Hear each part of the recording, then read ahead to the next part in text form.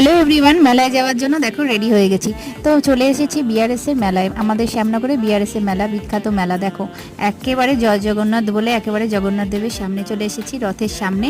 তো কি সুন্দর করে রথটা সাজিয়েছে দেখো, দেখেই একদম মনটা খুব সুন্দর হয়ে গেল।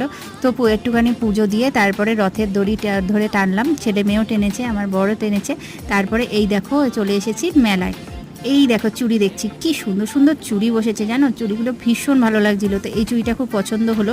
তারপরে মেয়ে চলে এলো, এই দেখো এদিকে ব্রেক ড্যান্স, এদিকে নাগরদোলা, ভীষণ ভালো লাগছিল জানো, নাগরদোলাটা দারুণ লাগছিল দেখতে। তো একটু দাঁড়িয়ে দেখলাম, চড়বো না।